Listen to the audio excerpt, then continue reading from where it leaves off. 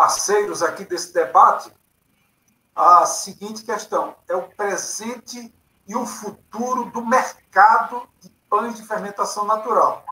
Então, nós vamos estar falando do presente nessa situação de pandemia, tá? Então, é muito, muito importante esse detalhe. E também vamos estar falando sobre o futuro, né? E aí, vocês sabem a dinâmica, né? Eu vou estar fazendo algumas perguntas a cada um vai ter chance de expor a sua visão, a sua experiência, né? E com isso a gente vai criando esse debate, essa forma da gente ouvir vozes diferentes, mas vozes de especialistas, vozes de pessoas que estão trabalhando no dia a dia com pães de fermentação natural. O Gugel saiu da tela por algum motivo técnico, mas ele volta, viu? Ele volta. E aí o ponto... Olha ele aí, continua comigo lá. Gugel, está nos ouvindo, Gugel? Mais ou menos? Vai chegar lá. Ele deve estar com o microfone bloqueado. Dele lá. Seu microfone... Olha lá, está aparecendo que desbloqueou agora. Fala aí, Gugel. Aí, Gugel. É só um detalhe esse negócio de internet é fogo, né? Às vezes é ouvindo agora? Tá sem som ainda, tá sem som.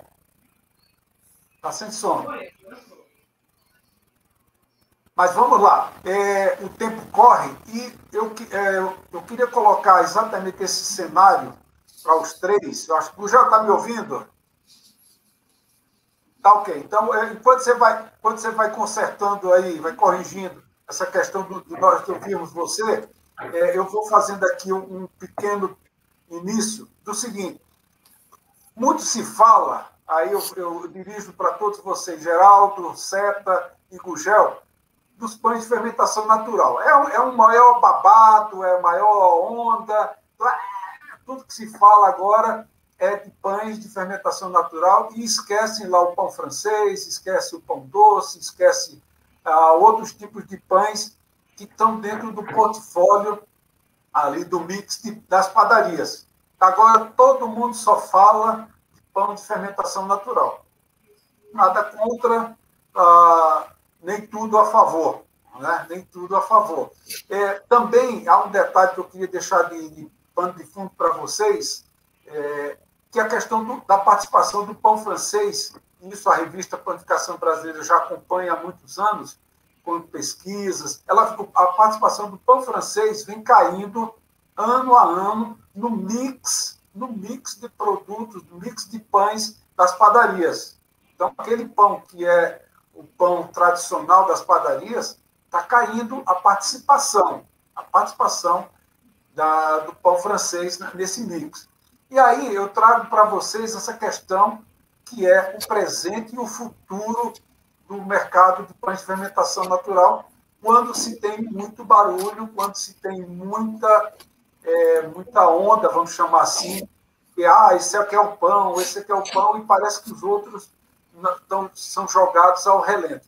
E mais uma coisa, que esse momento da pandemia, então presente, tem trazido também a tal da pandemia, que é essa coisa das pessoas fazerem pães em casa. E nisso tem surgido muitos empreendedores começando pequenos negócios de venda de pães. Então, isso também tem sido até, de uma certa forma, sobrevivência para muitas pessoas, para muitas famílias. E aí eu queria começar ouvindo aí cada um de vocês, iniciando aí pelo Seta, o seguinte: como é que você vê, Seta, a participação dos pães de fermentação natural antes da pandemia? Antes da pandemia, como é que você vê que estava o andamento ali dos pães de fermentação natural antes da pandemia? Só isso, só antes da pandemia. Vamos lá. O que é que você diz? Bom dia primeiro para todo mundo aí. Prazer, obrigado pelo convite, Augustão, tudo bem? Vamos lá com a rapaziada aí, sim. O Gelzão entrando aí, meu grande amigo, padeiro bacana, o Geraldo não conhecia ainda, mas já ouvi falar muito nele também, prazer. Ô, Augusto, assim, falar de fermentação natural antes da pandemia, eu tento, né, fazer esse processo nas padarias convencionais, principalmente, há muitos anos. Eu comecei isso há uns 12, 13 anos, com outro moinho que eu trabalhava. Eu tentei fazer um caminho de acostumar o público primeiro ao sabor desse pão, que é um pão mais ácido, né? É diferente do nosso pão francês. Vocês estão me ouvindo bem? Sim. Estamos ouvindo bem. Bacana. Então, o que acontece? Umas experiências engraçadas que eu tive, o que era? Esse moinho lançou, à época, uma pré-mistura, não é bem uma pré-mistura, era uma farinha que já vinha nessa farinha, aquela massa madre desidratada. Então, nessa época, né, qual que era o conceito? Era de se fazer um pão, mais ou menos, dentro de um processo de pão francês, da panificação nossa convencional, mas que tivesse uma saborização. O sabor que o levain deixa, mais acentuado, mais acético, mais lácteo. Daí, o que aconteceu em alguns clientes? Tem aqueles vendedores que tinham bastante entrada, os clientes vendiam bastante farinha, e as pessoas começaram a usar aleatoriamente isso. O que acontecia nas padarias? A padaria comprava pão feito com aquela massa e devolvia. Não, essa sua farinha está estragada, o meu cliente veio aqui, colocou um pão casedo, está estragado. É porque não houve um direcionamento correto. Daí fizeram lá um lançamento desse produto, a gente fez um trabalho bacana. E o que a gente tem que ter? Que foi toda essa época antes da pandemia que veio bacana. A gente tem passos aí, vamos dizer, o Shimura deu uma grande visibilidade para essa panificação, né? Foi lá atrás, quando eu trabalhava ainda com a Alex Atala, tudo, começou todo esse trabalho. Eu já vinha fazendo isso. Tem uma grande padaria, que foi uma das primeiras também, foi a Julice, né, que começou com isso. Didier, não sei se alguém conhece Didier Lipseron, ele foi dono da Bledor em Moema, foi uma das primeiras boulangeries que a gente trabalhava também. Depois de tudo isso, foi chegando o quê? Javier Vara, veio o Jacques da France Panificação, vieram todas essas pessoas. Tudo isso caminhou para quê? Para que as pessoas fossem tendo uma característica natural de experimentar novos hábitos de consumo. Isso tudo é uma exceção, começou lá pelo público de maior poder aquisitivo, as padarias que queriam mudar e tinham condições, né, de se pagar um custo mais caro, acertar todo esse processo. Isso eu agradeço muito, porque assim, a gente que é padeiro mais antigo, eu estou nesse caminho há mais de 20 anos, a gente tenta trazer a qualidade do pão francês, sim, principalmente mexendo nos processos, né? Porque é o que eu sempre falo, o que aconteceu com o pão francês que você estava falando, por que ele vem caindo? Porque vem toda essa expressividade de hoje, de saudabilidade, o glúten como um vilão, e só vendendo pão francês e trabalhando com a nossa panificação tradicional, o que acontece? A gente perde argumentação com esse tipo de clientela. A gente não tem um contraponto quando eles falam em saudabilidade, porque eles vão atacar direto, principalmente no pão francês, que é uma massa muito calórica em termos de carboidrato, né? Você passa por um período de fermentação, que na realidade não tem nem fermentação, né? Tem a aeração da massa, porque são 3, 4, 5, 6 horas, dependendo. Então, a gente não tinha argumentação. O retorno, né? Porque a gente trata muito a fermentação natural como uma descoberta. Mas, na realidade, isso não é nada mais que... Essa tua visão, desculpa te cortar, mas essa tua visão de quem começou, né, do teu trabalho, de quem começou a atuar, é muito interessante, né, muito importante, porque dá um pano de fundo aí. Nós temos muita coisa para conversar sobre a fermentação, né? Então, eu acho que você já deu um toque legal do que foi de movimento de vamos dizer assim, algumas padarias e pessoas, e o teu trabalho muito representativo antes da pandemia. Então, eu não quero esquecer de ninguém. Assim, Desculpa. Eu citei alguns nomes, mas assim, não é que, na realidade, são alguns nomes que trouxeram a visibilidade. mas por trás desse nome tem todos os padeiros nossos, padaria, as antigas padarias italianas nossas, Basilicata, São Domingos, Italianinha, Franciulli, tem várias que já usavam... Precursores, né? Que são precursores... que foi se perdendo... Isso, toda essa tecnologia, esse processo mais lento, foi se perdendo pelo excesso da produtividade nas padarias convencionais. Perfeito. Com isso, se esqueceu, mas assim, quando a gente chega numa padaria e pega um padeiro antigo, não é que ele não sabe fazer. Ele fala, pô, mas isso daí é coisa de antigamente, se eu fizer isso aqui, o dono da minha padaria não vai deixar eu fazer. Vai achar que vai demorar demais. Então, é todo um trabalho de reciclagem, porque, na realidade, ninguém está inventando a roda aí. Né? A gente está, na realidade, é um movimento cíclico, né? Isso tudo já foi feito no passado e nós estamos retomando, talvez com uma nova roupagem. Mas a gente tem que ter muito respeito pelo cara que opera as máquinas lá, o cara que faz o pão desde pequenininho, aprendeu com o pai, com o avô, porque esses caras já dominam essa técnica, como eu posso dizer, naturalmente, por um conhecimento tácito, né, dele.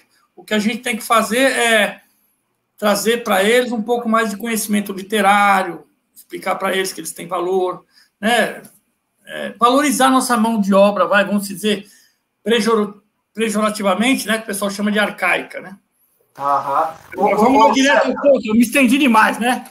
Como é que eu já ia te dar já ia me dar um puxão de orelha. Não, eu ia tocar o sininho aqui, que a gente ficar na faixa de 3, 5 minutos para cada um, como a gente tinha planejado. Geraldo, você tem um negócio diferenciado, uma padaria. Olha o nome da padaria do homem. Olha lá, como é o nome da tua padaria? E aí a pergunta, né? Como é que você vê essa questão antes da pandemia? Como é que você vê esse mercado? Bom, minha padaria chama Padaria Artesanal A Cozinha da Vandinha. Por que a cozinha? Porque eu quero trazer as pessoas para dentro da sua casa, do artesanal, de fazer, de ter a consequência de mexer a massa, de saber que aquilo foi feito artesanalmente. Então, isso do nome A Cozinha, porque nada mais importante numa casa do que a cozinha. Isso é onde reúne as pessoas, trazem as pessoas, e é isso que nós quisemos dar a entender na padaria, né? Achei muito interessante o que você está dizendo, o resgate do antigo, porque realmente nada é novo. Tudo já foi criado, tudo já se existia. Tanto é que na Europa não se abandonou, né? Na Europa se modernizou os processos, mas sem abandonar aquilo que era importante. Então, no Brasil, houve assim um processo de abandono por causa de grandes volumes de produção. Eu acho que a produção e o ganho de produção, que as padarias viam que quanto mais produzissem, vamos produzir, e tempo de produção, quero ganhar tempo, não quero mais o pão francês batido no local, eu quero ele já congelado, eu quero ele na pré-mistura, não tem mais receita, as receitas antigas foram se perdendo. Eu achei muito interessante isso daí, porque isso daí é o fato, realmente, se for ver pela história da panificação brasileira, é o que vem acontecendo. Mas a minha visão da fermentação natural, antes da pandemia, que era crescente. O consumo vinha crescendo dentro de classes sociais diferentes. Então, aí que está a diferença entre as padarias tradicionais e as padarias artesanais. Nós não podemos deixar de falar de fermentação natural, infelizmente, sem falar de classe social. Por quê? Porque nós dependemos, por uma boa qualidade de pão, de insumos. E insumos no Brasil é complicado. Insumos no Brasil, nós temos vários processos que eu falo que é um dos grandes problemas da panificação artesanal, é insumos. Porque o Brasil não tem normatização, infelizmente isso, nós temos que correr atrás de grandes fornecedores que estão surgindo, tem produtos bons, estão surgindo fornecedores melhores ainda. Mas nós temos que ficar procurando fornecedores, coisa que na Europa e em outros lugares já tem uma normatização de insumos. Então, você sabe que as farinhas são farinhas normatizadas, precisam seguir regras. No Brasil, infelizmente, ainda não temos. Então, se torna caras alguns insumos decorrente alguma da fermentação da tradicional, onde você pega um produto, bate um pão francês que não precisa de grande hidratação, que não precisa de um monte de processo.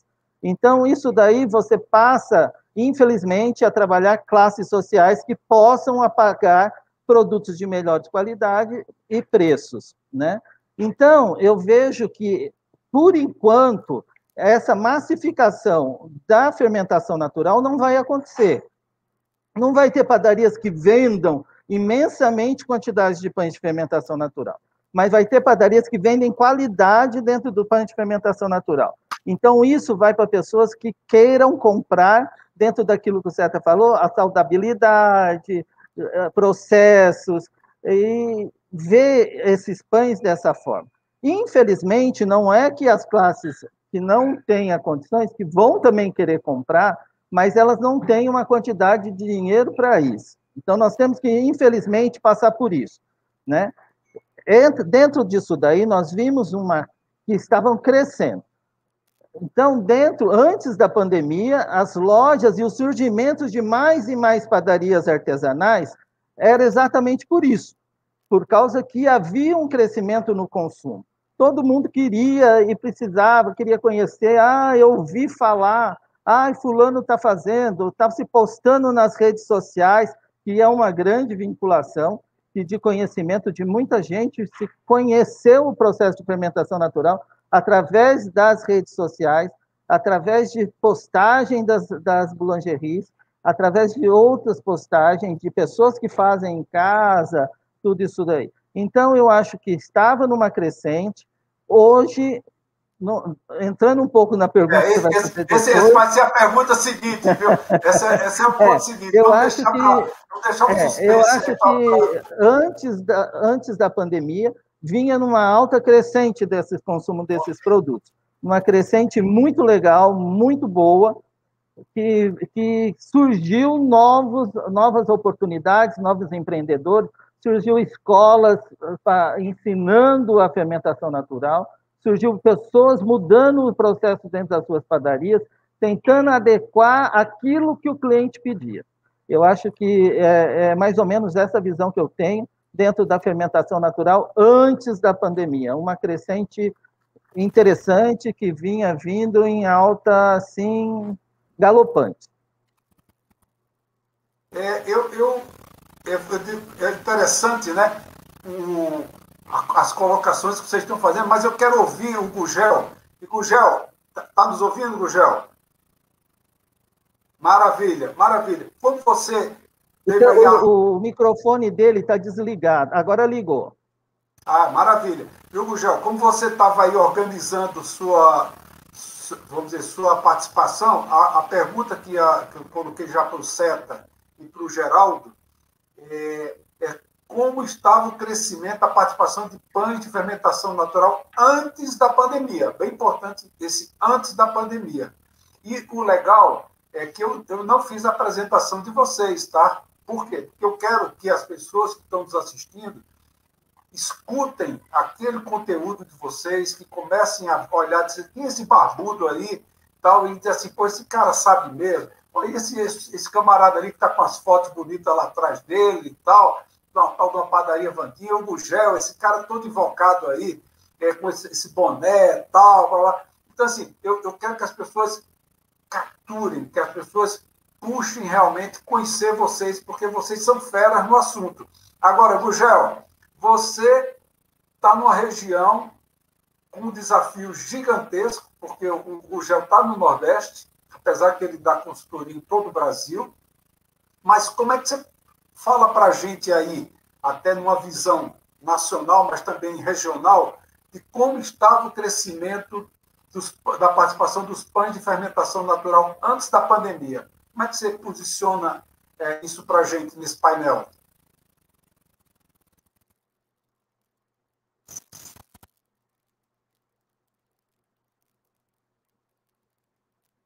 Ainda estamos com um probleminha de som aí com o Gugel. Aí sem som. Ok, vai sair e vai entrar de novo. Augusto, fala para ele tentar entrar pelo celular direto. Talvez no celular ele consiga fazer direto.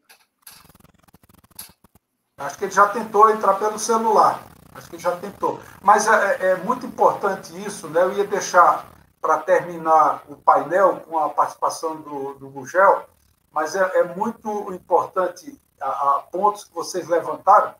Foi levantada a questão de matéria-prima. Então, esse é um ponto que antes da pandemia, e nesse momento, talvez agora esteja até mais complicado. Então, matéria-prima. Foi levantado também pontos de precursores, vamos chamar assim, empreendedores que começaram a atividade. Claro que vocês, como consultores, como empreendedores, vocês já estavam aí quebrando as pedras, né? Porque quem começa uma atividade nova, né, sempre tem as dificuldades do momento. Eu, quando viajava por empresas do setor de moagem e tudo, há 25 anos atrás, a gente olhava aqueles pães, e vocês fazendo viagem para o exterior também, olhava aqueles pães de fermentação natural lá fora, e dizia assim, caramba, a gente tinha que vender isso no Brasil. Olha quanto tempo demorou para isso amadurecer, para isso crescer. E todo mundo apregoando, falando da importância desses pães, desse mercado. E aí vai. E uma coisa também que foi colocada aí, que é muito importante, o Geraldo tocou nesse ponto, é a questão do valor, quer dizer, desse segmento de quem pode comprar. Eu vou dizer para vocês, pão de fermentação natural é caro. É caro. Aí o Geraldo não gostou, mas Geraldo, é caro. Não, é valorizado. É um trabalho muito grande e é valorizado. Eu acho que não é caro. Você tem que colocar valor nisso. Não, é para provocar mesmo, é para provocar. Meu papel o aqui Ceta ficou quieto, mas olha lá, a cara dele também não gostou muito, não.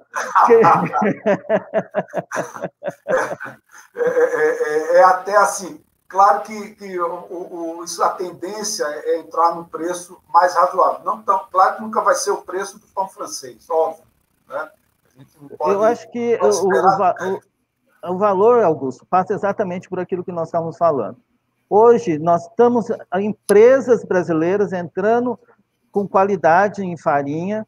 Então, nós estamos vendo alguns moinhos brasileiros que estão deixando farinhas na qualidade de moinhos lá de fora, de franceses, de italianos. Então, aí passa pela queda do preço. Porque hoje, você importar farinha, você vê o valor do dólar, quanto que está o dólar. Então, é um processo para a fermentação natural que é o insumo mais importante, entendeu? Então, a hora que você passa pela, vamos dizer assim, brasileirização dos insumos, você passa com uma queda de preço. Mas, para isso, nós precisamos daquilo que eu estava comentando com você. Nós precisamos de ter produtos de qualidade dentro do Brasil, que até então, antes desses moinhos, nós tínhamos muito pouco, né? Então, hoje nós temos alguns moinhos, que o Ceta é especialista nisso, pelo que eu estava vendo, que traz farinhas hoje muito boas, né? Então, nós temos aí 3, 4 moinhos nacionais que estão trazendo produto muito bom, né? E isso passa pela diminuição do preço do produto, né? O Ceta quer falar aí? Isso, Geraldo, o que eu vejo, assim, né? O pessoal trouxe essa coisa da nossa matéria-prima não ter qualidade, porque o que aconteceu? Quando começou aquele processo que eu falo, que veio o Jacques, veio o Javier Vara, vieram algumas pessoas de fora, muitas pessoas saíram do Brasil, foram estudar na SFB na Califórnia, foram fazer Le Notre, Le Cordon Bleu, foram tudo estudar em países diferentes. Então, a cultura do ensino da panificação nesses países são diferentes em que sentido? As farinhas lá são direcionadas de formas diferentes. Nós temos aqui no Brasil as mesmas farinhas, mas qual que é o gap que a gente tem aqui? Muito grande de leitura disso. Primeira coisa, os moinhos aqui têm condições de fazer.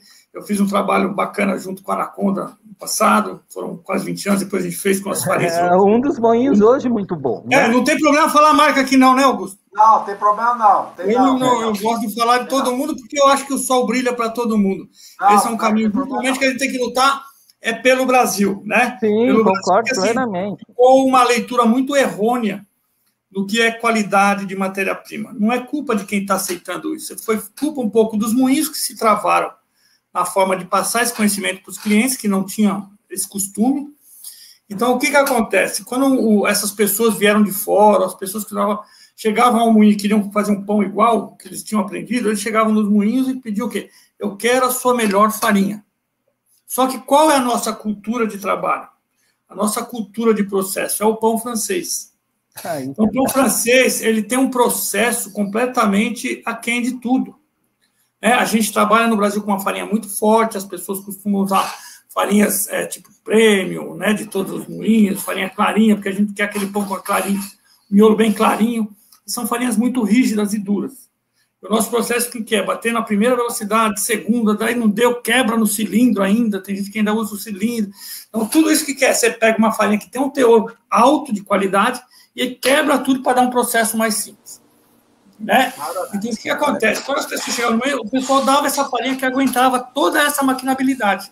E quando o pessoal ia fazer um pão de fermentação natural para essas farinhas, não dá padrão, não dá certo, mas acaba pegando menos água. Quando põe água, a farinha não aguenta esse tempo de fermentação, porque tem uma estrutura de reologia diferente. Então, o que acontece? A gente tem que, primeiro, entender o processo, ir aos moinhos e direcionar a farinha correta. Então, qual que é o meu mote de trabalho e de venda? É fazer o quê? Fazer com que as panificações, não só as artesanais, mas que as tradicionais brasileiras, tenham farinhas do nosso país fazendo produtos de alta qualidade. Qual que é um problema que a gente tem aqui, diferente, vamos dizer, da Itália, da França? A Itália é muito famosa pelo 00 da farinha. 00, mais ou menos, a grosso modo, existem mais coisas, são farinhas com cinza de 0,55, tirando daí as farinhas que a gente chama farinha para massa fresca, que tem cinza abaixo de 0,40. Então, o que acontece? Diferente da gente, que a gente vai lá no moinho, faz um blend de trigo, que são as ofertas de trigo que a gente tem aqui no Brasil, e moe e tira aquela farinha. Um exemplo na Itália, eles têm vários trigos segregados, onde eles vão fazer pizza. Eles pegam um trigo que tem uma reologia característica para pizza. No máximo, eles vão misturar um pouquinho de um trigo ou de outro. E tiram aquela farinha 00 para pizza, farinha 00 para pão, farinha 00 para massas. Então, o que acontece? As farinhas na Itália têm a coloração muito próxima. Se você pegar os pães da Itália e os pães da França, a Itália tem a característica de ter pães um pouco mais claros do que os outros pães alemães, europeus, porque são farinhas que o próprio ponto de cinza deles são mais baixos. Eles têm também lá farinha 1,0, farinha 1, farinha integral, de moinho de pedra. Mas a característica forte da Itália é o 00. Então, aqui no Brasil, o que acontece? A gente tem as farinhas tipo 1 e farinha tipo 2. Mas eu não vou me estender muito em farinha, porque é complicado. O que eu quero deixar aqui a mensagem assim, todos os moinhos têm condição de fazer um bom trabalho com isso. O que a gente tem que fazer é uma releitura dos nossos processos e como visualizar o produto final. Não se preocupar, até a gente tem que quebrar alguns paradigmas que a gente tem aí, os nossos padeiros tradicionais. Seta, com certeza. Não tem como virar o celular, fica muito... Parece que a gente já tem agora o Gurgel com som. Estou ouvindo a voz bonita do Gurgel, já. Só para fechar aqui o que você falou, tem o lado dos moinhos, que eles têm dificuldade em pequenos volumes de farinha, quer dizer, a extração de farinha, e o Gurgel, teu som está funcionando, já vamos passar para você. Agora. Então, eu queria certo, depois a gente pode voltar ao assunto, mas muito importante a tua abordagem com relação às farinhas, a esse tema também que o Geraldo trouxe, matérias-primas que não envolve só outros componentes, certo? Posso passar, então, para o Gurgel, para a gente... Então, deixa eu só finalizar, só um negocinho só dos moinhos, para não ficar perdido. Daí tem esse moinho que eu trabalhei durante 20 anos, e hoje me chamaram no Moinho Paulista, que é a farinha Anitta, que eu estou desenvolvendo um trabalho que está indo super bem também, e junto a isso, tem vários produtores hoje que a gente tem das farinhas orgânicas no Brasil. Então, a orgânica resolve muito esse processo, que são as antigas farinhas de bica corrida. Mas vamos falar mais de Gurgel. É mais cara, né? Agora, ô Gurgel, prazer, querido, estar com você. Essas coisas acontecem, fica tranquilo, vamos para frente. A pergunta aqui, para a gente fechar esse painel, é como estava o crescimento da participação dos pães de fermentação natural antes da pandemia, nós vamos agora dar uma acelerada, porque o tempo está correndo.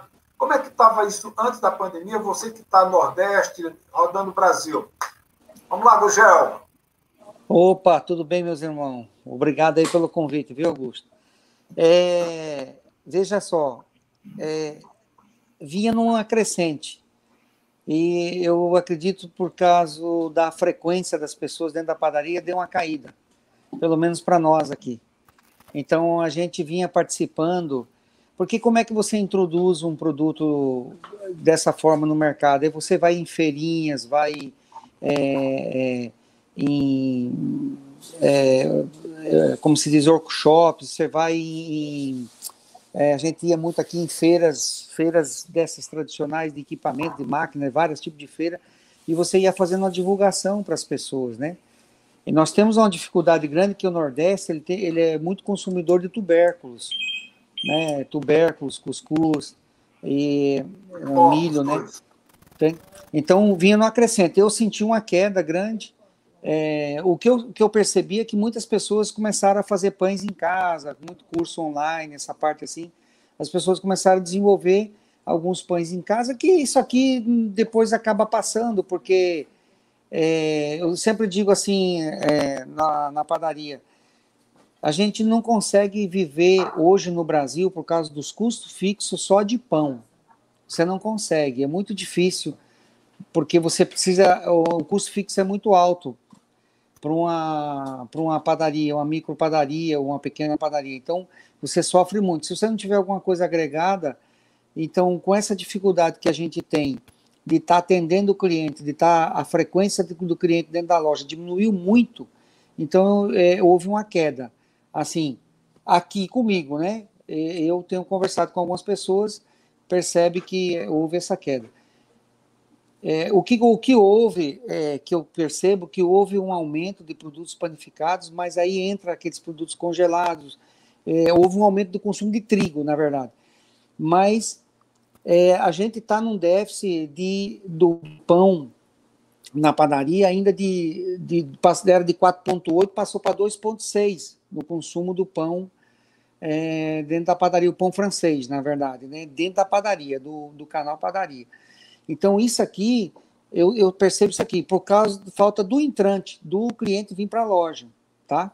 Porque quando você vai para o delivery, o que acontece? Ele até aumenta um custo muito alto do produto.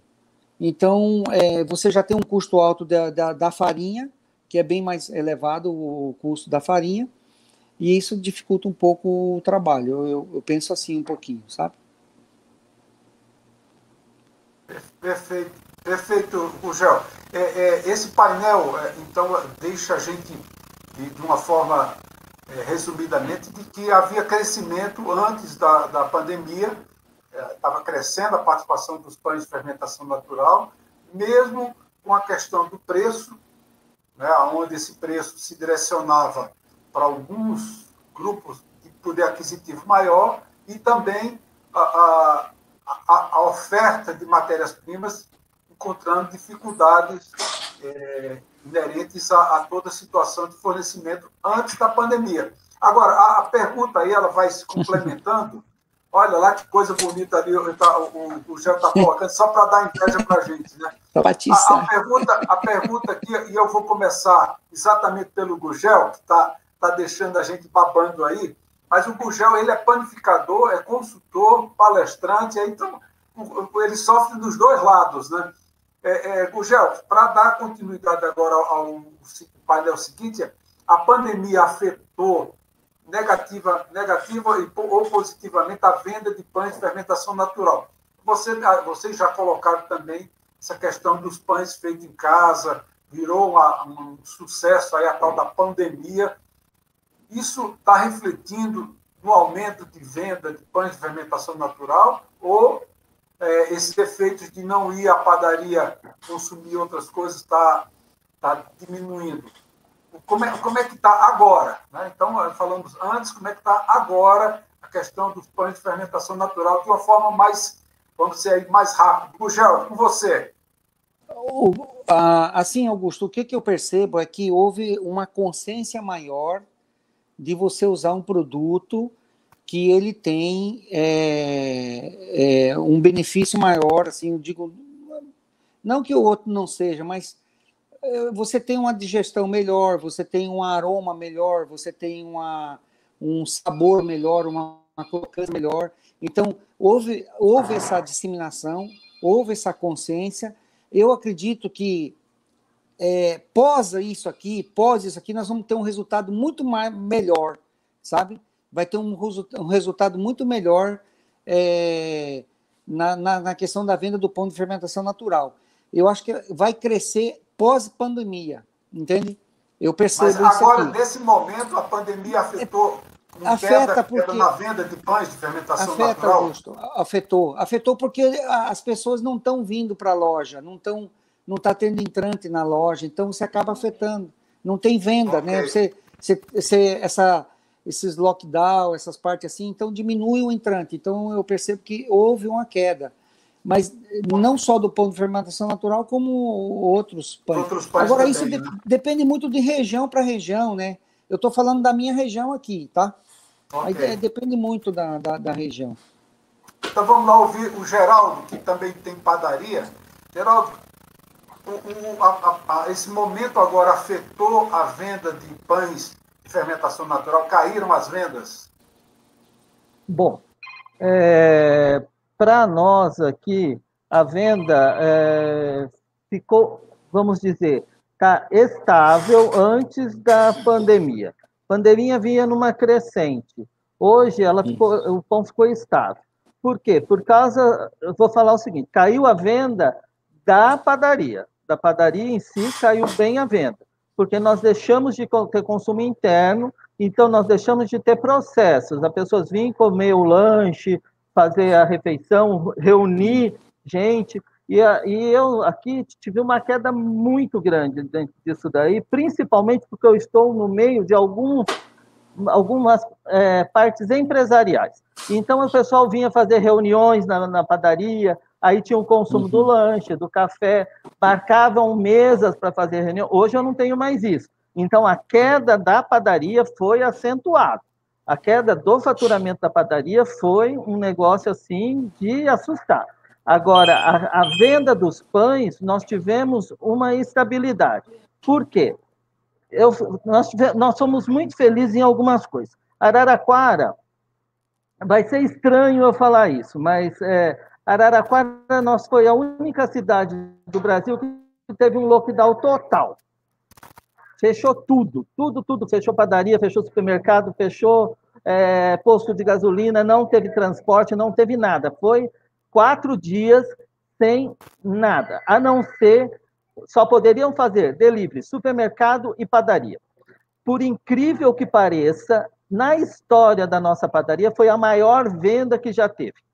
Maior venda de pães de fermentação natural que já teve. Não só comigo, mas com as outras 3 pessoas na cidade que fazem o mesmo tipo de pão que nós andamos conversando, foi a maior venda que já teve. Então, você vê que o pessoal está disposto à experimentação. Ele quer, a hora que ele tem uma oportunidade, mesmo ele não tendo a presença dentro do local, nós tivemos aí, com essas vendas desses 4 dias, numericamente dizendo, nós ficamos no estável dentro desse período. Agora, eu acredito da estabilidade da venda, não teve crescimento. Crescimento não teve, eu acredito no Gurgel, que isso vai acontecer depois da pandemia. Nós estamos esperando e os números se traçam para isso. Mas dentro desse período que nós estamos vivendo de lockdown total, fase vermelha, tudo isso daí, nós estamos tendo uma estabilidade. Só que para isso, nós tivemos que fazer algumas adaptações, né? Eu tive que abraçar algumas coisas, tipo as vendas online, com empresas de vendas online que é sócio da gente. É verdade, se você for ver, o iFood é meu sócio, ele ganha mais que eu ganho, né? Mas não conhecer o produto da BM Informática, hein? Nosso parceiro Benjamin. Não, a gente... E outras coisas. Então, alguns cardápios online, eu coloquei os cardápios via sistema, então a pessoa entra, já faz o pedido, já vai direto para a cozinha, no sistema do celular dele. Então, todos esses processos nós tivemos que nos adaptar. Mas, com isso, eu percebi que dentro do estado de São Paulo em si, não foi só eu. Todo mundo passou a se adaptar com o cardápio online, iFood, eles entram e a pessoa... Isso daí dá uma facilidade para o cliente, onde ele tem uma foto bonita, onde ele pode ver o pão, você consegue girar o produto, você faz uma descrição do produto. Então, isso para nós manteve. E até aí, então, quando eu não tinha assumido esse processo, falei assim, não vai resolver, coisa assim de empresário fazendo cálculo de custo. Não vai. Aí, a hora que nós colocamos, até então estava em queda. Aí eu achei que ficou numa estabilidade. Então, para nós aqui, dentro da cidade, da nossa região, há uma estabilidade nessa venda. Seta, você corre aí as padarias todas com o seu trabalho de consultoria, como é que você tá vendo aí essa situação, né, desse momento agora? Então, gente, junta tudo, assim, o que o Gurgel falou um pouco, que eu vejo, e um pouco do Geraldo. Porque uma coisa que o Gurgel falou, quando você trabalha com uma padaria, com um mix grande, o que vai mandar na padaria e você estabelecer é o número de pessoas que entram. O delivery, numa padaria tradicional, o delivery nunca vai conseguir fechar as contas. Por mais que você dê injeção, ele vai servir ali para você se manter uma escala de funcionário, mas o delivery, por mais que ele cresça, ele vai ficar lá responsável por 15%, 20% da venda total da padaria, mesmo em local. E o que acontece? É uma padaria convencional nossa, montada, a estrutura é muito pesada, diferente de uma boulangerie, né? E diferente de uma padaria que está, como o Geraldo falou, inserida num bairro residencial, e de uma padaria que está inserida num bairro empresarial. Eu tive clientes que estão ganhando mais dinheiro, ou não tiveram problema nenhum no faturamento. Por quê? Com essa coisa de home office, nos bairros, as pessoas voltaram a consumir ali, naquele bairro, naquela região. Então, o que acontece? Todo aquele pessoal que ia lá para a Avenida Paulista consumir, não está indo mais. Ficaram nos seus bairros. Eles têm que consumir alguma coisa, consomem por ali. Agora, a pergunta, na realidade, é o que a pandemia trouxe para a fermentação natural, né? Isso eu estou falando no geral. Positivo e negativo. No positivo, o que acontece? Todo mundo começou a falar sobre. Na internet, tudo que se falava era receita de pão, foi a maior busca. Então, qual que é o lado positivo?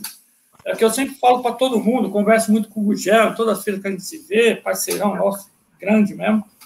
O Geraldão, a gente está tomando uns café junto também. Mas o que acontece? A gente precisa parar com aquele purismo, o purismo negativo, que eu quero dizer. As pessoas parecem que são dois mercados separados. Quem trabalha com fermentação natural critica a indústria de alimento e critica a padaria. O que acontece? É um caminho que é um escalonamento de consumo natural para todos. Todo mundo quer, em um determinado momento, comer um produto artesanal, né? Mas em alguns momentos você não tem acesso a isso. Você vê o pessoal em algumas cidades mais distantes. Não tem como ter um pãozinho de fermentaria. Custava mais que o olho da cara. Já é caro aqui. Fora seria mais caro, né? Nosso país é um país que tem um crescimento demográfico, né? Uma área demográfica muito grande. Então, o que a pandemia trouxe de bom? Essa visibilidade para tudo. Então, as indústrias grandes que estão vendo as panificadoras artesanais crescendo, já se mexeram, nós demos uma sacudida. Já tem produto. Né? Então, você já vê pessoas, né? Tem um exemplo grande. Isso é legal. Eu vou citar uma empresa fora do Brasil. Tem no Brasil também, mas um case lá do México. Um caso que aconteceu no México, que é a Bimbo. Um dos meus professores foi o Didier Rosada, há um tempo. Didier Rosada é um dos consultores da Bimbo. A Bimbo, já há um bom tempo, eles trabalham com fermentação natural, mas de que forma? Usando os pré-fermentos. Então, eles têm vários bolsões, onde eles deixam esse pré-fermento, que eles trabalham com o sistema de esponja ou polish, de um dia para o outro. Não usam o levain, que é mais complexo para manter acidez e tudo. Mas eles trabalham com isso. Isso traz uma qualidade para o pão muito boa. Essa acidez que ele vai trazer para a massa vai diminuir a carga que a indústria teria de colocar nos produtos de antioxidantes, de químicos. Então, você consegue ter uma redução do que a gente chama de E-numbers. Então, para mim, esse é o benefício da fermentação natural na pandemia. Isso está forte, então as pessoas estão cobrando das indústrias que elas melhorem a sua rotulagem, né? Por trás disso já vem aquele movimento do Clean Label, Green Label, que são as rotulagens verdes, né? Ou limpas, que você tem que ler e interpretar de forma fácil o que tem naquele produto. Isso são tudo benefícios. Nas padarias, o que se ganhou? Se ganhou que o próprio público entra na padaria e já pergunta: você tem pão de fermentação natural? Então, isso já se pergunta, porque existe, assim, uma bagunça que a gente só vai sentir, como tanto o Gurgel quanto o Geraldo falou, quando acabar um pouco mais essa pandemia, começar a abrir, a gente vai colher esse resultado todo. Mas eu acho que hoje todo mundo está plantando para colher lá na frente. Estratificando, algumas padarias estão se dando muito bem com isso. Mas não são todas, porque tem essa parte de bairros, essas coisas assim. Maravilha, maravilha. Deixa eu só não, pode falar. Deixa eu só complementar uma coisa. O Ceta falou um negócio muito sério. Com a pandemia, nós temos que verificar o cliente de 3 formas. Que aí é muito interessante isso daí, que facilitou para a gente, principalmente eu percebi isso daí, que a gente passou a ouvir mais o cliente, saber o que ele acha daquilo que ele está consumindo, porque ele conseguiu ter um canal direto principalmente com o panificador, né? A gente conseguiu instruir o cliente, para você ver que eu diminuí a quantidade de alvéolos no meu pão. Por quê? Porque simplesmente um senhor falou assim: eu adoro seu pão, só que ele tem muito buraco. Ele tem muito buraco. Eu vou passar manteiga, eu não consigo passar manteiga no pão, né? Aí, o que eu fiz? Você diminui a hidratação, vai diminuir a qualidade do pão. Não, eu modelei de forma diferente, diminuiu a quantidade de alvéolos, né? Mas aí você passa a ouvir o cliente. Aí a outra senhorinha falou assim: mas só pode ter pão de fermentação natural de casca dura desse jeito? Eu falei: não precisa ser só de casca dura. Tem outros processos. Quer dizer, você passa a ver que o consumidor quer outros produtos de fermentação natural também, né? E o pandemia, que se fala tanto, que muitos têm medo, eu achei muito bom. E para mim foi muito bom. Por quê? Porque passa a valorizar o seu trabalho, o trabalho da fermentação natural e de quem faz os produtos de fermentação natural. Porque todo mundo imaginava que era misturar farinha, água e fermento e jogar no forno. Entendeu? A hora que ele vê que ele vai assar dali um dia e meio, vai ter que esperar todo um processo, sabe o que ele faz? Não, eu desisto, eu prefiro comprar pronto. Né? E muitos me falaram isso. Se você ainda fala para o cliente, se quiser pode vir buscar que eu te dou levan, você vai ter o cuidado de fermento alimentar de cada 3 dias, é um filho que você tem que cuidar dele. Então você passa a ver que você passa a valorizar o seu produto, que a pessoa passa a valorizar os processos que você faz. Então, ela passa a não ver mais o pão tão caro, entendeu? O pão não passa a ser mais tão caro. E isso, para nós, é muito importante. Por quê? Porque você conseguiu ouvir o cliente, você conseguiu dar instrução para o cliente, você instrui o cliente, né? Outro exemplo claro, dentro disso daí, eu criei um manual de conservação do pão. Vai junto com o meu pão, vai um manualzinho de como conservar o pão dela. Por quê? Porque o cliente reclamava que no outro dia ele não conseguia comer o pão, ou dali 2 dias ele não conseguia comer o pão. Eu falei: mas como a senhora está armazenando o pão? Que jeito que está sendo feito? Aí a pessoa não tinha essa noção. Ele consumia, comprava o pão, comia no dia, depois ele não conseguia comer mais. O que eu fiz? O manual de conservação, de como conservar o seu pão. Então, junto com o meu pão, vai um caderninho falando de todos os pães. Não só o pão de fermentação natural, o pão francês, o brioche, tudo isso daí vai lá, como você conserva o seu pão. Por quê? Porque é um pão de valor agregado maior, é um pão caro, e o cliente não consome mais porque ele fala assim: amanhã eu já não consigo comer esse pão. Então, agora ele consegue comer o pão. Então, são processos que você faz, que isso foi criado durante a pandemia. E não só comigo. Outros também fizeram outros processos, porque ouviram o cliente, conseguiram instruir o cliente e valorizou o seu produto. Isso daí é muito importante, eu acho que isso daí que manteve uma boa parte do consumo da panificação de fermentação natural dentro desse processo da pandemia. Muito bom, muito bom. Eu estou cortando meu som porque alguém resolveu aqui no prédio começar a martelar alguma coisa. São essas coisas do ao vivo, né, que vai acontecendo aí com todo mundo, né, os imprevistos. E eu estou sentindo o seguinte, juntar fera dá nisso, porque é tanto conhecimento, é tanta informação boa, que eu acho que nós vamos ter que dividir esse nosso debate em duas partes, tá? Eu acho que não vai dar tempo de terminar, e aí eu já vou convidar vocês para a gente marcar uma nova data, porque pelo que está aqui, não vai dar. Eu quero conversar, por exemplo, sobre farinha, sobre preço de pão de fermentação natural, sobre mercados, como o mercado do Nordeste. Tem muito assunto aí para a gente debater. Se vocês concordarem, nós vamos negociar depois uma nova rodada.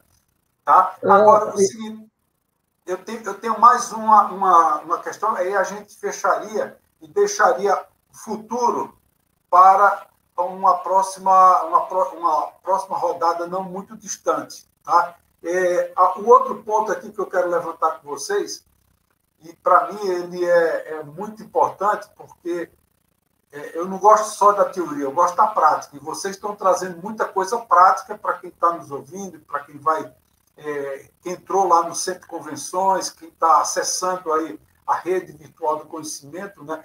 Esse movimento que nós estamos provocando, de conhecimento, de qualidade de informação, porque tem muita informação ruim no mercado. E a gente quer tirar esse ruído, fazer um filtro e sermos aqui no Food Center o ponto da boa informação, a ponto do conhecimento, do científico, da experiência. Por isso que eu queria fechar com vocês esses painéis e deixar para outra data a seguinte questão. Que cada um pudesse citar um caso de sucesso na implantação da venda de pães de fermentação natural. Um exemplo. Pode ser um exemplo, para quem é consultor, de uma padaria, de um trabalho que fez, ou de um produto que fez e bombou. Então, eu queria começar com o Gugel, que ele pudesse citar aí nas suas consultorias ou na sua própria padaria Campo Fértil, que você pudesse dar um exemplo de sucesso, né? Sucesso de venda.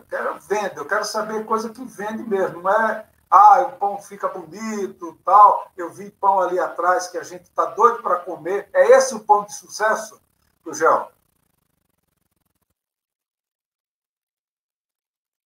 Tá o som. Agora?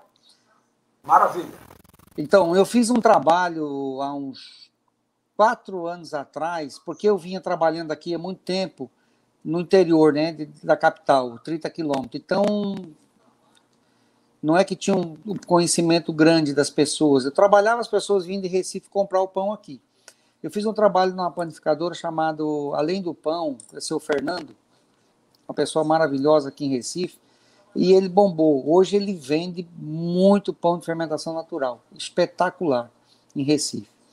Esse foi um trabalho. Depois fiz um trabalho também, fui levar lá para o Acre o pão de fermentação natural. O pessoal está sendo um sucesso grande lá, fui implantar o pão de fermentação natural lá no Acre. E aqui, na minha padaria, é muito difícil eu te dizer um produto, porque é o seguinte, eu tenho um defeito, que eu acho que é um defeito, é de ter uma grande variedade de pães. Então, assim, eu não me contento, eu começo a fazer um pão, de repente eu vou lá, começo a criar um outro pão, começo a misturar farinha, começo a fazer e aí começa a vender, e aí a gente não tem, assim, com uma variedade muito grande, o mix, até eu já, assim, as pessoas dizem, Gugel, você tem que diminuir teu mix para você...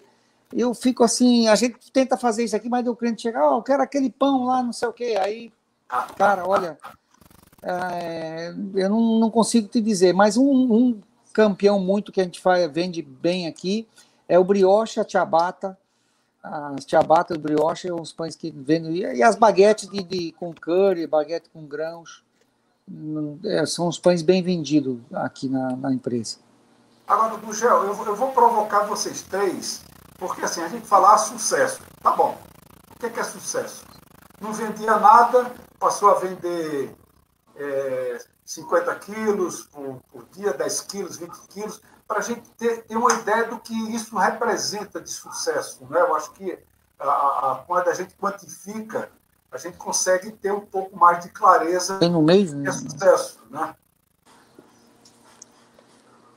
Eu preciso pegar os números aqui com a minha esposa. Não, mas vai dar um aproximado aqui. A gente vai só. Olha, eu posso dizer ideias. o seguinte: eu uso uma farinha aqui, eu uso uma farinha determinada para fazer o pão de pão francês. Então, eu usava no início, às vezes, talvez ali. Hoje eu uso em torno de 2 toneladas por mês, mais ou menos, aqui na minha empresa. Que eu estou distante da capital. A minha empresa é a minha padaria numa rua pouco provável aqui, numa cidade do interior, uma cidade, sabe, bem, o poder aquisitivo é baixo, entende? Então, eu acho que eu vendendo em torno de 2 toneladas e meia só desse pão de fermentação natural, para mim aqui é um sucesso na minha empresa, para mim, entendeu? Lógico que isso aqui são números, uma cidade que tem 100 mil habitantes, mas é muito espalhada, é uma cidade pobre, não é uma cidade que tem você tem uma ideia, a média de salarial é R$3.500, mais ou menos aqui, 4 mil, entre 3.500 e 4 mil reais. Então é baixo o poder aquisitivo. Então eu acredito que eu fazendo isso, aonde eu estou, para mim está sendo um sucesso. Eu forneço alguns hotéis, né? Eu forneço alguns hotéis já para um pré-assado e com uma venda muito boa, em torno de 800 a 800 quilos, 500 varia 500 a 800 quilos. Então, acho que é um volume bom para a minha empresa pequena. Com certeza, com certeza. Parabéns. Geraldo, o que é um pão de sucesso aí? Ou o que você Primeiro, parabenizar o Gurgel, porque, meu amigo, se isso daí for uma venda pouca, não é venda pouca, não. Mesmo para São Paulo, não é venda pouca, não. Muito parabéns, tá? Ó, caminho certo. Muito bom. Nós aqui, né, assim, falando assim, em números, nós criamos esse final de ano aí alguns panetones que foram um sucesso. Nós mudamos, nós criamos um panetone aqui que nós chamamos de Mineirinho, que é um panetone de goiabada com queijo, e nós não imaginamos que iria vender o que vendeu, né? Então, nós criamos aí de fermentação natural um panetone, fizemos uma roupagem nova nele, colocamos tecido, tudo também chamou atenção, mas, assim, um panetone de queijo com goiabada foi sucesso. Tanto é que o pessoal fica ligando, não tem mais aquele panetone de queijo goiabada, você vai ter que acabar colocando para fazer. Fora da época. Que legal, legal. Eu só queria destacar uma coisa aqui do Geraldo. Eu vendo panetone, essas Geraldo, embalagens dele. aqui. Pois não, Gugel? Pode falar. Só para dizer para Geraldo que nós fazemos panetone o ano todo aqui. É o ano todo fazendo panetone, viu, Geraldo? Então, eu percebi isso daí, viu, Gugel? Que eu vou ter que fazer o ano todo panetone, porque o pessoal pergunta e pede mesmo. Eu vou te dar uma dica, você fala que não. Aqui nós temos uma cidade de 250 mil habitantes, é um pouco maior que a sua. Mas nós temos pouca gente fazendo também. Eu fui o primeiro a criar a loja física. Aqui eu fui o primeiro a criar a loja física, mas já tinha alguma outra pessoa que vendia o pão de fermentação natural, o Cadu, que esse ano tem a loja física dele. O ano passado ele criou. Então nós estamos aqui com algumas pessoas fazendo, que isso é muito bom também. Mas eu tenho uma vantagem, que eu vendo meu pão para fora. A gente vende via internet também. Eu mando meu pão para o Pará. Que legal! O pessoal entra no e-commerce, pede e a gente despacha. 2 dias está lá no Pará, principalmente alguns bolos e alguns pães, principalmente banana bread, outros pães. Vai para algumas outras cafeterias no Rio de Janeiro, São Paulo, Pará, Jundiaí, a gente vende via internet, o pessoal faz o pedido e nós despachamos. Panetone, foi um sucesso o nosso Panetone também pelo correio.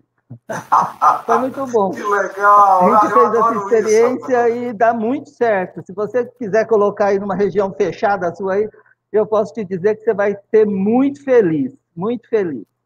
É só você selecionar produto que não tenha uma validade tão curta, mas você vai ser muito feliz. Na hora que você abrir, o pessoal te conhece, vai ser pedido atrás de pedido. Tem vezes, com os panetones, nós tivemos que bloquear, porque nós não íamos dar conta de entregar até o Natal. Muito legal. Maravilha. Seta, é com você a bola. Aí, deixa eu botar a voz aí no negócio. O meu sonho é ter um case igual deles, assim, eu tenho a minha padaria, ainda não consegui ter isso, né? Mas, assim, por falar de caso de sucesso, eu vou falar de alguns clientes que eu fiz consultoria, e uma coisa que era muito legal, eu venho tentando fazer isso há anos, né? E como é que eu comecei a ter um resultado mais positivo? Foi com a abertura de pequenas padarias. Então, eu cito sempre esse caso, né? Eu tinha uma padaria no Paraíso, chama Cecília Pães e Doces. Essa família tem várias padarias por São Paulo, entre primos, parentes, né? E ele sempre teve uma resistência, o dono, em colocar isso. Não, você tem que sair, não dá, isso eu fazia antigamente, quando eu trabalhava, os padeiros hoje não vão conseguir fazer, não dá.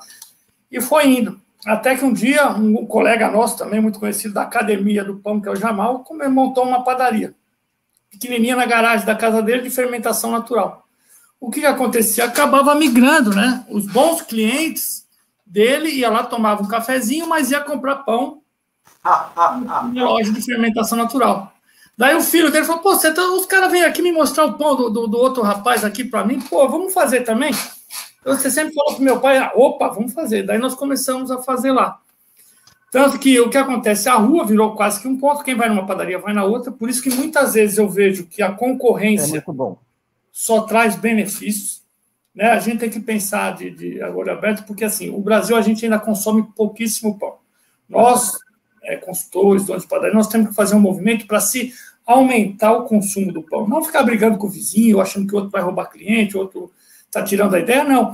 Quanto mais pães diferentes nós fizermos, mais a gente divulgar formas diferentes de se consumir o pão, mais todos vão ganhar. Né? Uma conta rápida.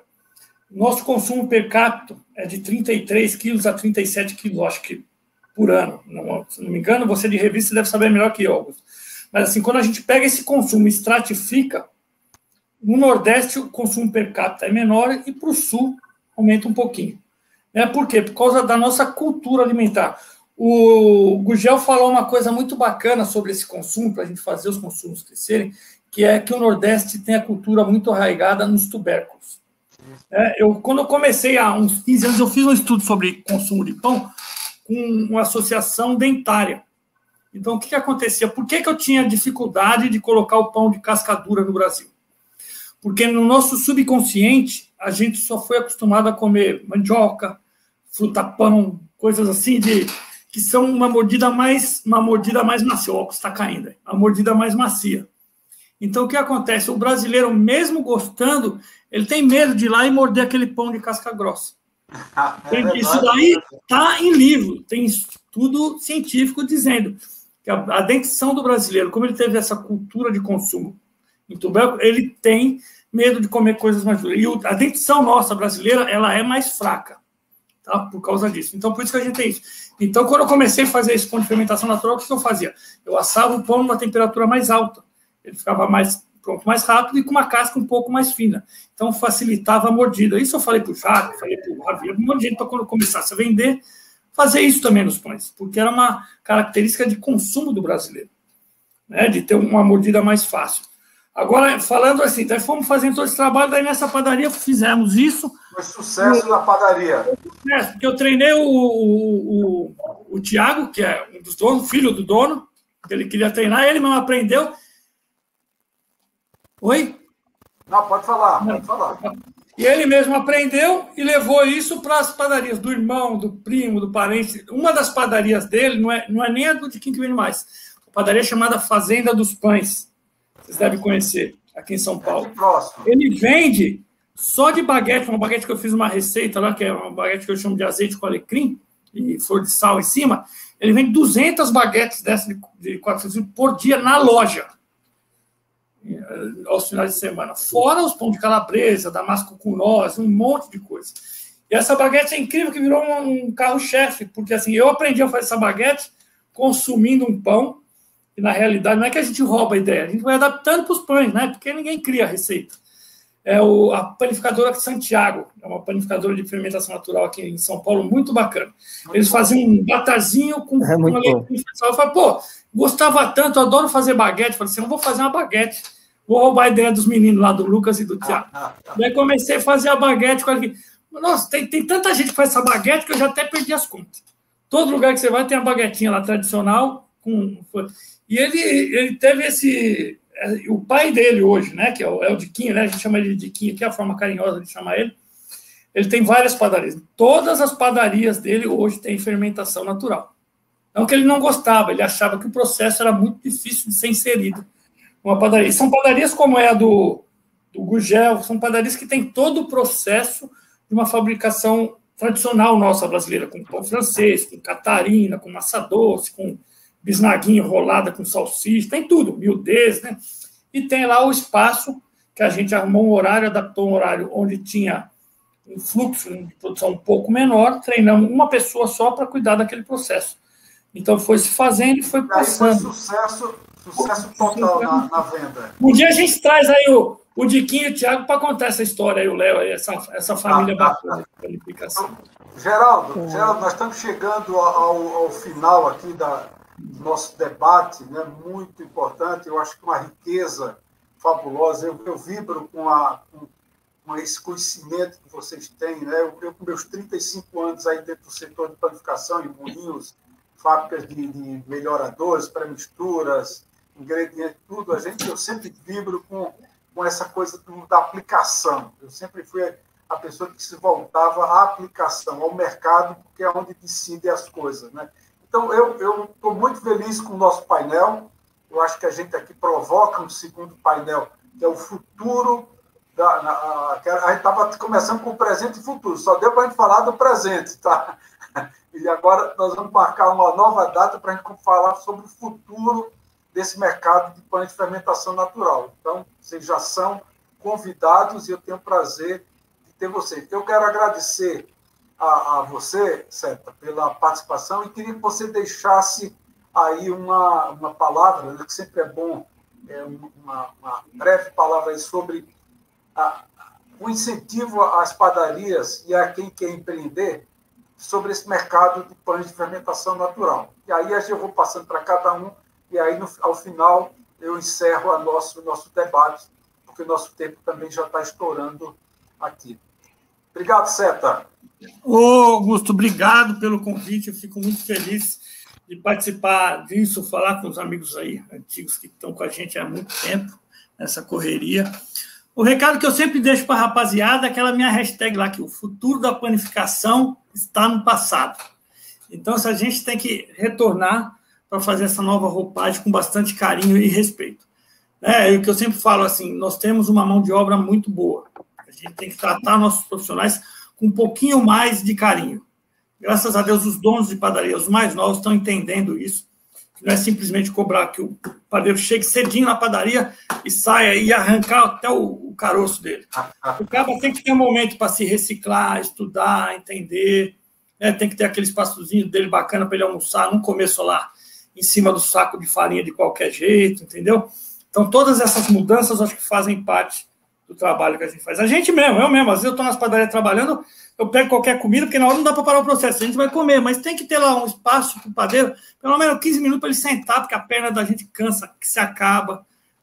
Tem que pensar um pouquinho nisso, oferecer algumas linhas de equipamentos que dê uma produtividade para o funcionário, sem perder a qualidade do produto, mas que assim, esse esforço físico que a gente faz de carregar saco de farinha pesado, laminar massa na mão, tem vários outros equipamentos, carregar caixa grande, tem vários processos que, como esse é um produto que, graças a Deus, está tendo um valor, como o Geraldo falou, um produto que dá para a gente agregar valor e explicar agora por que esse produto é mais caro, explicar. O pão, lógico, tem que ser um produto democrático, né? Sempre a gente tenta fazer ele de forma acessível para todos. Mas do couro que sai a correia. Se a gente usa um processo muito longo, equipamentos caros, a gente tem que pôr isso na conta.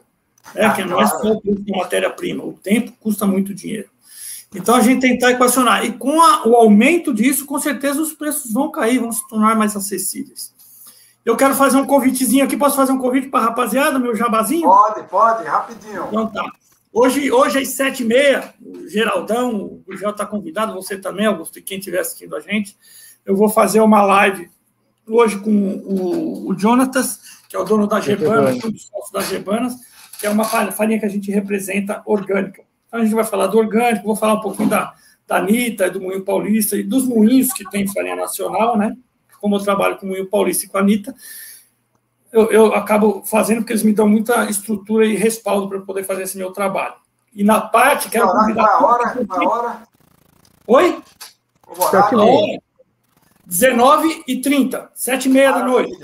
A gente deve fazer isso de lá do Centro Técnico da Europan Brasil, se eu conseguir acertar tudo lá, que é outro espaço que a gente tem, que é para todo mundo que quiser desenvolver produto, está aberto para todo mundo, que é a Europan Equipamentos, né? A Europan do Brasil, eles me cedem um espaço para eu fazer todos os meus testes, receber clientes, Então, vamos lá. E não deixem de seguir a gente no Instagram lá, Pilo Seta, e no YouTube também, que eu comecei faz uns 2 meses no trabalho, lá tem um pouquinho de vídeo, mas estou tentando caprichar ao máximo nas informações que a gente vai colocar lá. Vai ser sucesso, Tem no YouTube lá, Pilo Seta também. Gente, obrigado, já falei um bocado, vocês viram que eu falo mais que o outro pobre, né? Maravilha.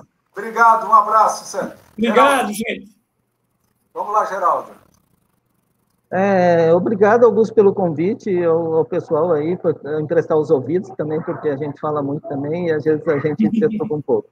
Mas, assim, eu acho que o mercado está aberto, o mercado é aberto a novos empreendimentos, o mercado está aberto, é um mercado crescente, eu acredito que o Gurgel falou, é o que vai acontecer, depois da pandemia vai se retomar isso daí, porque é um ponto que não tem mais retorno, eu vejo dessa forma.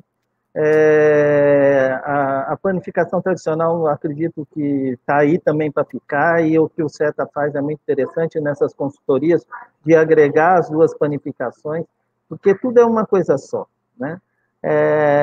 E isso é muito importante, a visão do pessoal que já tem a panificação há muito tempo, de saber que tudo é uma coisa só. E você está fazendo um trabalho muito bem feito nisso daí, né? O que eu posso dizer é que tudo vai passar, tudo isso daí vai passar, uma hora vai passar, nós vamos retomar aquilo que nós fazíamos de forma diferente. Acho que o que era já foi, não volta mais, vai ser de formas diferentes, e nós temos que nos adaptar. Eu acho que o processo hoje é a adaptação. Nós temos que verificar a melhor forma possível de nós nos adaptarmos dentro do mercado da nossa região. E isso daí vai ser muito importante, porque eu acredito na regionalização e isso daí vai acontecer, né? Aquilo que vinha acontecendo de pessoas buscarem outros centros para se consumir, principalmente no interior, e o Gurgel pode falar muito bem disso daí, ele, como eu, também está no interior, que as pessoas buscavam centros maiores para se consumir, isso daí eu acho que acaba um pouco e ela passa a valorizar mais os produtos da sua região, o produto da sua cidade. Isso, para nós, eu acho que é muito importante, é muito interessante. Legal, muito obrigado, Geraldo. Gurgel, você está mostrando uns pães lindos e maravilhosos aí, eu estou vendo que você quer fechar com chave de ouro e todo mundo babando uma hora dessa, né, Gurgel? Qual é a tua palavra, então, aí, para quem quer entrar nesse setor? Vou comer uma baguetinha recheada, Augusto. Oh, maravilha! Gratidão. Gratidão aí, Augusto. Gratidão a Pilo, a Geraldo. Fiquei curioso aí, Geraldo. O meu filho está tentando implantar esse sistema, minha esposa, de vender o pão à distância. A gente fez até uma tabuinha para mandar para o cliente junto com o pão. Depois vou entrar em contato contigo. Agradecer. Pode entrar que a gente está em disposição. Isso daí dá um resultado muito grande, principalmente nas cidades próximas a você, que dá para você fechar. É muito legal. E você passa a gostar, viu? Você passa a gostar. Então, muito obrigado, viu, Augusto? Fico muito agradecido, uma gratidão. E, assim, eu publiquei ontem uma foto, né? E a gente conversava o seguinte, que o simples bater da asa de uma borboleta muda tudo, né? Muda tudo. Então, é essa energia que vai, né? E a paciência que a gente precisa ter.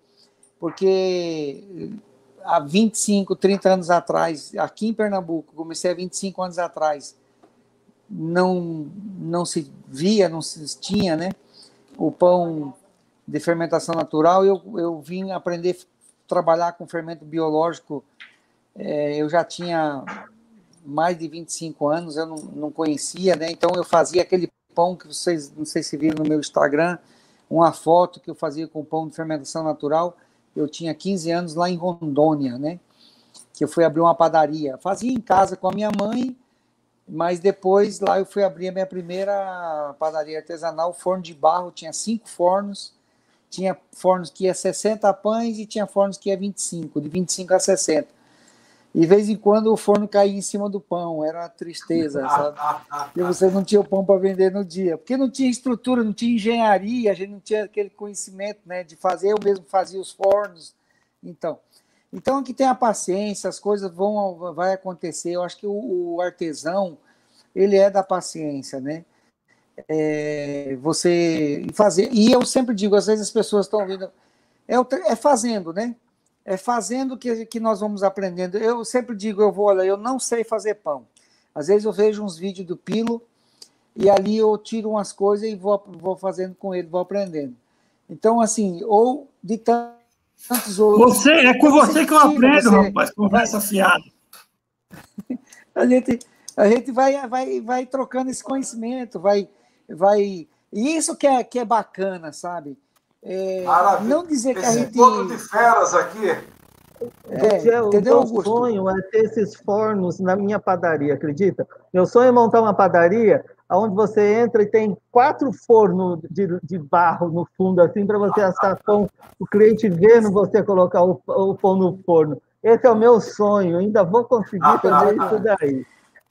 E outra coisa, assim, que eu queria dizer, Augusto, aquelas pessoas, olha, que vão assistir, muitos vão...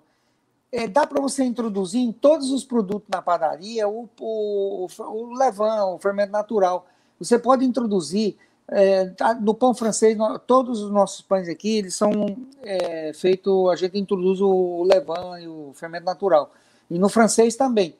O cuidado que tem que ter é não deixar passar, depende do calor, né? Se tiver muito quente, acima de 35 graus 40, aí você precisa ter um cuidado, não deixar passar de 6 horas, senão ele dá uma acidez maior. Mas o teste que eu faço aqui, e dá certo, o pão sai fantástico, 5 horas e meia, 6 horas.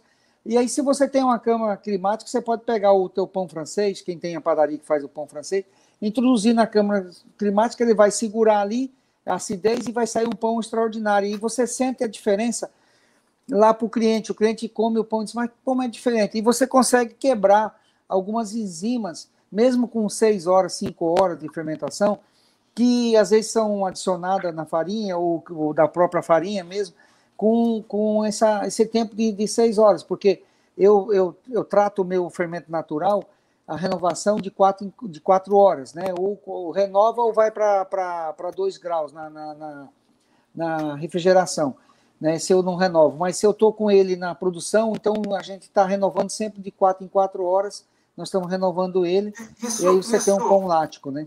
Isso é nós fazemos o nosso francês, né? Também é de fermentação natural.